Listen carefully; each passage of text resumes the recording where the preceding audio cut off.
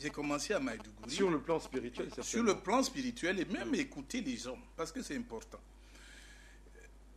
Étant donc allé là-bas, j'ai constaté que le Boko Haram est né à Maïdougouri par un certain Youssouf qui est, en 2002, le créateur de ce mouvement. Il allait dans une chefferie traditionnelle, comme j'ai toujours dit.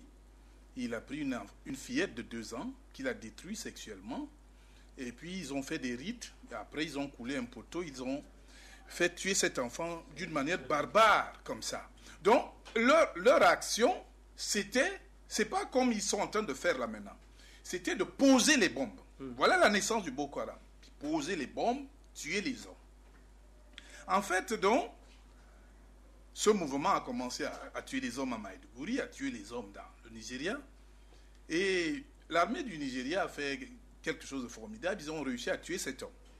Mais c'était déjà une organisation bien structurée. Donc, il est question aujourd'hui que les Africains comprennent que, les Camerounais en particulier, parce que quand nous annoncions que le Cameroun devait être attaqué, les hommes ne nous croyaient pas. Et ce qui m'insurge, je suis vraiment, je suis parfois... oui, c'est-à-dire que je suis même estomaqué, parce qu'il y a des journalistes, et comme disait un musicien qu'on appelle Papillon, il appelle les autres une autre qualité, c'est-à-dire que ceux-là qui n'ont pas appris le métier, ils sont en train de faire le contraire. C'est-à-dire que quand un missionnaire comme moi, nous sommes allés au Nigeria, nous avons déclaré un certain nombre de choses. C'était à eux de vérifier si ce que nous avons dit est vrai. C'est-à-dire, nous avons dit, par exemple, qu'ils utilisent des enfants de 2 ans à 16 ans pour poser des bombes. Si cette piste, ils enquêtent, ils trouvent que ce n'est pas des enfants de 2 ans. Et surtout, le plus grand nombre de ces enfants, c'est des enfants de sexe féminin. Même au Nigeria, c'est comme ça qu'ils procèdent. Et donc, quand maintenant le Boko Haram attaque le Cameroun, qu'est-ce qu'il y a lieu de faire? Étant au Nigeria, nous avons questionné effectivement Dieu, avec le concours des autres hommes de Dieu, comme le pasteur Akinola qui est à Lagos, c'est un très grand homme de Dieu.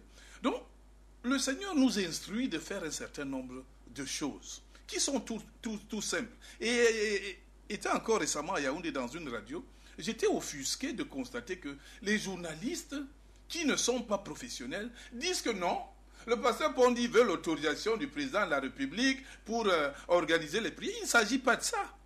Il s'agit, comme je vous ai expliqué, que ce sortilège qu'ils ont fait en détruisant une enfant de 2 ans, et qui leur donne droit de poser les bombes, ce sortilège doit être détruit. Et pour que ce sortilège soit détruit, Dieu a instruit, je vous l'ai dit en offre, de prendre un temps de prière avec 10 pasteurs. Et 10 pasteurs qui ne sont pas des missionnaires forcément comme moi. Donc, voyez-vous, quand nous venons ici, par exemple, à Afrique Média, il y a des gens qui sortent de Yaoundé, de partout, ils doivent payer leurs hôtels et tout. Donc, on veut juste des mesures d'accompagnement. On invite les pasteurs qui ne sont pas avec nous à Yaoundé, qui viennent d'ailleurs, on va les loger, on va leur donner un coup de pain. Et pendant une semaine, c'est simplement ce que nous demandons.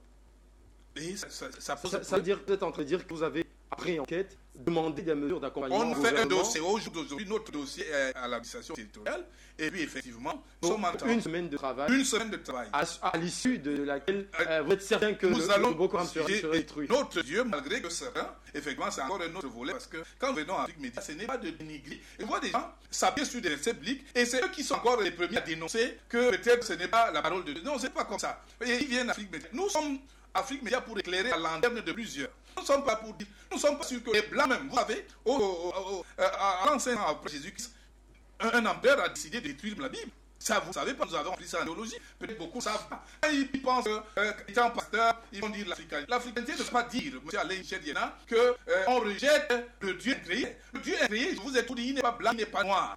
Il est Dieu. Et ça veut dire quoi? Ça veut dire quelque chose de fondamental. Ça veut dire qu'avant sa révélation au peuple, il était, et tous les peuples vivaient sous des influences des divinités. Il était, et tous les peuples vivaient sous des influences des divinités dans le monde. Quand vous allez partout, en Chine, en Asie, partout, ces peuples-là, tu vas dans un peuple, tu vois qu'ils ont pour Dieu une table. D'autres, comme en Chine, vous allez entendre comment dans la secte là, ils font le kung-fu, ils font ceci. C'est Dieu qu'ils adoraient. Vous allez même voir que au niveau d'Israël, le peuple israélien, lui-même, il avait conçu quoi? Un veau d'or. Parce qu'il ne connaît pas le vrai Dieu. Donc l'homme a ce besoin, l'homme a ce vide de la révélation du vrai Dieu. Le Dieu ingréé. Quand peut-être la France jouait le jeu qui joue aujourd'hui, c'est venu de quelque part en 1940, quand la France se souvient, l'aviation de l'État avec le général de Gaulle. Ça vous donne une certaine bénédiction parce qu'il écrit dans la Bible qui bénit Israël est béni par le Dieu créateur. C'est comme ça. Donc il ne vient pas ici pour dire non, même la Bible. Je vais vous dire quelque chose, c'est très important. Quand vous voyez par exemple dans le Bokbassa, parce que d'autres disent qu'ils sont traditionnalistes pour la tradition. C'est assez faux. Dans le Bokbassa, on apprend des choses. Bokbassa, c'est une religion traditionnelle, comme j'appelle certaines. C'est-à-dire qu'on retrouve au Cameroun. Qu'on retrouve au Cameroun. Chez les Bassa, oui, quelqu'un te dit il est un bonbon. Mais même en langue ce le mission pour détruire l'homme. C'est un sortilège. Il faut que les Africains nous regardent. Oui, donc le vrai Dieu fait pas ce genre de choses. Donc on avance à la tradition. Légalement, moi j'ai vu, je ne vais pas déranger, mais j'ai vu quelqu'un avec le Coran prononcer certains versets faisant des choses qui n'étaient pas bien, il n'est pas dans le cadre divin. Celui je lui ai dit, ça c'est pas de Dieu. C'est pas pour mettre en question la religion musulmane. Je ne mets rien en question. Je dis que Dieu a créé tout le monde. Il existe. Il faut que les hommes apprennent à le créer. C'est pour que je commence par les massacres que sommes. Donc ceci, pasteur, pour dire que votre formule, la formule que vous préconisez pour détruire définitivement Boko Haram, elle est spirituelle parce que Boko Haram a une base spirituelle. Une base spirituelle, magico-spirituelle. Effectivement, il faut détruire ce sortilège en une semaine en ce qui concerne le Cameroun. C'est très simple. Nous ne demandons pas d'argent, des mesures simplement d'accompagnement. Et puis. Mais si Boko Haram est né au Nigeria, à source au Nigeria, j'ai cru que votre comment je dire, cette organisation d'une semaine détruirait la source de Boko Haram depuis le Nigeria. Non, vous relevez le problème au Cameroun. On va là pour enquêter. Et notre but dans notre démarche, c'est de libérer les 475 000 km de Cameroun. Parce que nous partons là-bas et nous venons en prophète annoncer que le Cameroun sera attaqué. La bonne charité constante. Oui, effectivement. Et pour dire vrai, en ce qui concerne le Nigeria, le travail n'est pas une semaine, c'est plus compliqué encore. Il faut dire des choses, pas la source. Oui, c'est la source. C'est au niveau du Cameroun, nous pouvons travailler une semaine. Merci, pasteur. Je vais revenir à vous, monsieur Jean de Dieu, à ici. Ça, c'est la formule du pasteur. Vous qui invoquez souvent ce vent spirituel-là, vous évoquez les abeilles de votre fameux village, que vous citez souvent. Est-ce que vous pensez également que c'est-à-dire les stratégies comment je vais dire ça, les guerres géostratégiques, je vais dire comme ça, entreprises ça et là au niveau du Cameroun pour éradiquer Boko Haram, ne peuvent pas avoir leur aboutissement si spirituellement la question n'est pas attaquée. Monsieur Alain Michel Yena, vous allez constater que je suis très respectueux de toutes les religions, de tous les hommes qui se revendiquent d'être les loin de Dieu. Mais au moment de parler de l'école occidentale est un péché, au moment de parler des armées informelles qu'on installe dans nos pays pour la déstabilisation des régimes avec des enjeux géoéconomiques, géopolitiques, je vais laisser la religion là où elle est et elle va faire les hommes de Dieu vont prôner la religion et la spiritualité. Même si moi-même je reconnais qu'il faut des valeurs métaphysiques pour s'attaquer à certains ennemis, parce que l'ennemi n'est pas seulement physique. Je vais laisser la religion vient de la terre religare, qui signifie lié à. Malheureusement, dans notre contexte, on ne nous a pas donné tous les contenus des religions. Parce qu'il y en a pas. Il y a des religares cosmiques, il y a des religares prophétiques, il y a des religares ésotériques. Pour que vous pensiez que vous avez effectivement la maîtrise et la fonctionnalité de la religion, il faut les trois dimensions. Et il y a des religares prophétiques où les gens vous racontent beaucoup de choses là. Ça fait que on se réveille donc avec plusieurs types de pasteurs, plusieurs types de missionnaires. C'est pour ça que faites très attention. Quand vous m'amenez vers le terrain de la religion, je prends du recul. Je n'en parle pas avec. Bon, ici, c'est l'analyse. L'analyse que je vais faire pour parler du cas du Cameroun. Je vais dire ceci à mes enfants. Qu'un jour, on nous apprend qu'on a enlevé les Mounier, Tanguy, etc. On a enlevé les Blancs dans la région septentrionale du Cameroun. On les a enlevés. Après, on dit qu'après quelques enlèvements, la France a hissé son drapeau à l'aéroport de Ngandéré. Il y a eu une évolution comme ça. C'était temps de le dire. Pendant qu'il y avait des enlèvements. Et on s'est posé la question. Nous étions considérés comme les braillés, les fous. Lorsqu'on se disait, attendez, on enlève 8 familles de 7 personnes à moto. La moto, c'est 2 roues. Alors 7 personnes à moto dans cette zone. Et ces enfants, ils n'allaient pas à l'école.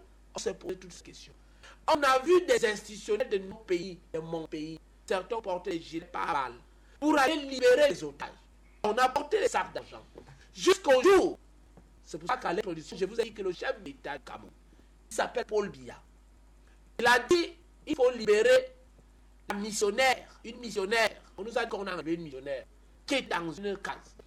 Le président de la République a demandé que toute l'élite du Nord, Adamawa, Extrême-Nord, il se concerte et que la missionnaire rentre. Comme un miracle. La missionnaire rentre. Elle était joufflue, belle, dans sa vieillesse, belle. Il n'y a pas eu transport d'argent. Il n'y a pas eu avec rouge à lèvres. Lorsque le missionnaire est rentré, nous autres qui étions considérés comme des fous, comme des brailleurs, etc., nous avons établi une thèse qui n'est pas encore démentie jusqu'à aujourd'hui.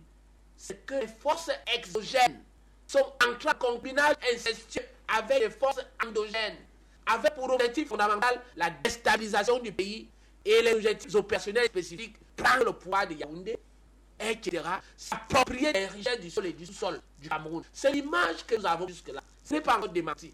Il y a moins d'une semaine, il y a eu le bilan de cette histoire de Boko Haram. L'école occidentale est un pays. Ce bilan m'a donné à découvrir que 1098 civils ont été tués, 67 militaires ont été tués, 3 policiers ont été tués, et beaucoup de richesses en termes d'élevage. Des bœufs, je l'ai dit, des vaches. Beaucoup de richesses enlevées, volées. Beaucoup de maisons pillées, brûlées. Ça, c'est le bilan qui était fait.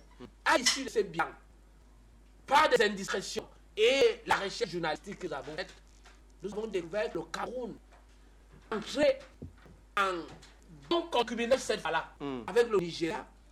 Ça donne une force de puissance, une force de feu, le Nigeria et le Cameroun. Ça fait que vous avez raison de dire aux yeux du monde entier que l'armée informelle que vous appelez l'école occidentale d'un péché est en difficulté, malgré quelques résistances des enfants qui déposent les bombes. Il se passe qu'il y a une configuration, et cette configuration qui nous permet d'être optimistes et de rire. Je suis en train de rire. Le conseil de mon frère Bandakani est cohérent.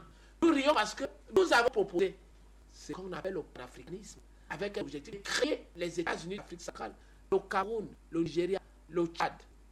Le résultat sur le plan de l'armement est concluant. C'est un résultat visible.